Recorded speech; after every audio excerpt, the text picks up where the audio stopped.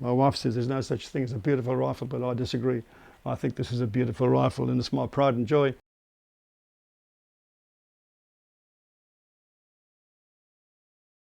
Hi guys, today I'm going to tell you a story from the Anglo-Boer War of 1899-1902. This particular story was featured in my Part 3 book, that's Carvings from the Veldt Part 3, which was published in 2016. Very briefly, I have in front of me here, the subject of the story is a Plaisir Mauser or a sporting Mauser. They were made by DWM, and as you know from my books are all about the man behind the gun. This particular rifle was a semi-custom made rifle. It's got a beautiful walnut stock, it's got a semi-pistol grip, it's got a turned down bolt like the carbines. The barrel is octagonal. They didn't all have octagonal barrels, some had round barrels. The front sight, it's a sporting sight, it's got wings and it's also got an adjustment for windage. These beautiful rifles all have an escutcheon, a silver escutcheon inlaid into the butt. In this particular instance, it's to S.W. Jacobs. The name of his farm is Gewelkrans, and the name of the town is Senekal, which is in the OVS. Now, these particular rifles were favoured by Boer officers and also some of the more wealthy Boers who could afford to pay a bit more for a rifle. There were 500 of these rifles ordered by the ZAR and about 100 ordered by the OVS. Those figures are stated in a book by Dr. Ron Bester, The Small Arms of the Anglo-Boer War, which is an excellent read. The rest of the story goes back to my Part 2 book. I spoke about the Great Trek. The Dutch arrived in 1652 in South Africa, in the Cape, and the British arrived in 1806. I beg your pardon. After about 30 years, the Boers were fed up with British administration, British domination. They didn't like what the British were doing, so many of the Boer farmers literally packed up their families into wagons.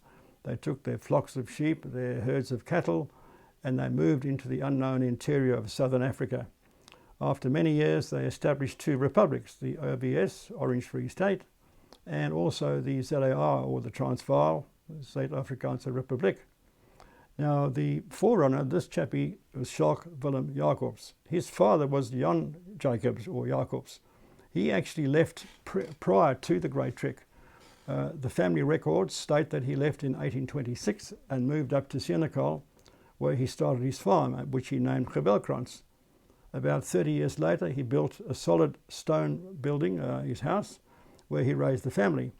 Now, in this particular instance, I've researched many rifles over the years, and after about 5 years of correspondence, I managed to contact the grandson of this particular gentleman.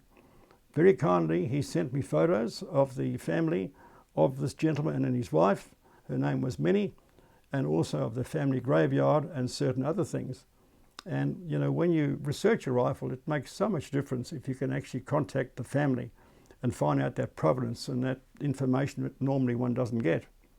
So going back to the story, the man, Schalk Willem Jacobs, eventually met a young English girl. So here we have a Dutch Afrikaner farmer who married a young English girl. Her name was Minnie, or Wilhelmina Maud Williams. Her father was an Englishman. He'd left the UK and emigrated to South Africa, made his way into the Free State, and eventually became the mayor of Senekal. So the two were married and they raised their family on the farm. Unfortunately, war clouds started gathering in October 1899, and on the 11th of October 1899, war broke out between the British Empire and the two Boer republics. With the Boers, all the men aged between 16 and 60 were liable for commando service. So the local veldkornet would knock on the door and say, war's been declared, get your horse, get your rifle, get your ammunition, and turn out. So Schalk Willem Jacobs grabbed this lovely Plaisir Mauser and his horse and took off to the Natal front. Schalk was to fight under General Roux and also Commandant Schutte on the Natal front. 20 years after the war, this is around about 1920, very belatedly they issued the Boers with a campaign medal. Schalk actually, luckily, applied for the campaign medal, and when I got a copy of the application form, he noted the battles that he'd taken part in. And three of the big battles were the Battle of Colenso on the 15th of December 1899, which is where Sir Redvers Buller got a real thrashing under Louis Botha. He took terrible casualties at that stage of the game. Then the next big battle was the Battle of Spienkop on the 24th of January 1900. That was an all-day battle and probably the bloodiest battle of the Boer War. At the end of the day, the British left the field and the Boers were victorious. The third battle, which Schalk mentions on his application form, is the Battle of Sonnus Post. And in this particular instance, Boer General Christian de Wet outwitted the British General Broadwood. They had to go through a riverbed, and this is the Boer General de Wet, managed to capture over 100 wagons. He captured 420 odd prisoners and 7 field guns.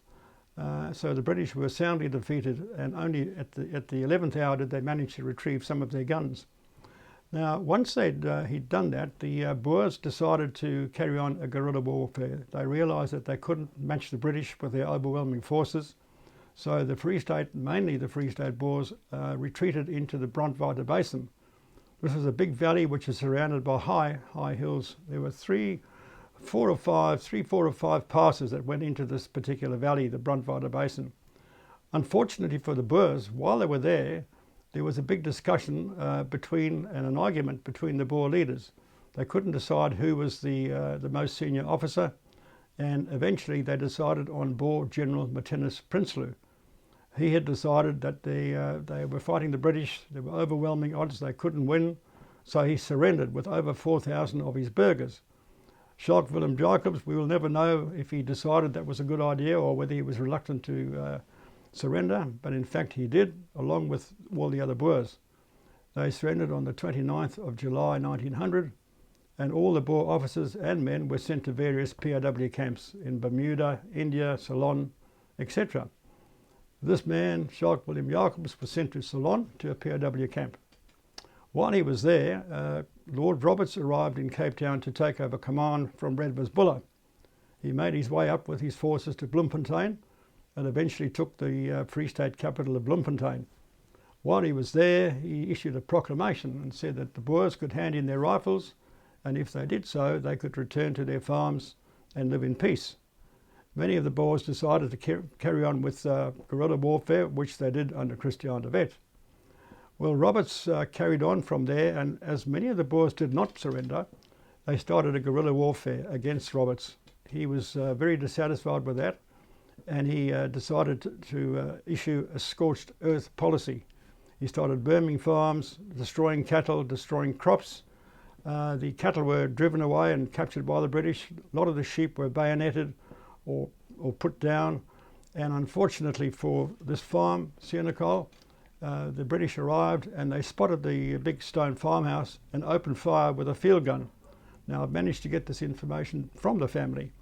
The farmhouse was set alight, and when the British arrived, they took Schalk's wife, Minnie Maud Williams, and loaded her into a wagon along with her children and took her to the Winburg concentration camp. While they were there, which is September 1901, they arrived at the concentration camp, and unfortunately the hygiene situation, should I say, left a lot to be desired. The food left a lot to be desired, and there were many deaths in these concentration camps, mainly children. There were 22,000 children who perished, and in total I think it was 27,000 women and children perished in all the concentration camps during the Boer War. Minnie had only been there for 3 months, and her first child died of pneumonia in the end of December 1901. The camp records state that she left the concentration camp at the end of January 1902, which was 4 months before the war ended. I presume she went back to her farm, to her shattered farm, and of course this poor guy, being a POW, wasn't to know about that until he returned. All the POWs in all the camps, the Boers, had to sign an oath of allegiance to King Edward VII before they were allowed to return to South Africa. So this chappie obviously did that, and at the end of the war, Schalk Willem Jacobs was sent back to South Africa, and you can imagine the tragedy of meeting up with his wife after being away for 2.5 years, and to find out that one of his children had perished in the concentration camp.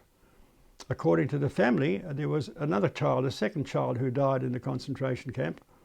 I couldn't verify that, but there was indeed another child named Jacobs, with the surname Jacobs, from that area who did perish.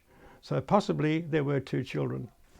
So at the end of the day, we have a very sad story, but an interesting one, which has been able to be told due to the fact that there was a name on a rifle and the fact that I was able to contact the family and find out this information. Well, I hope you've enjoyed the story, and thanks for watching.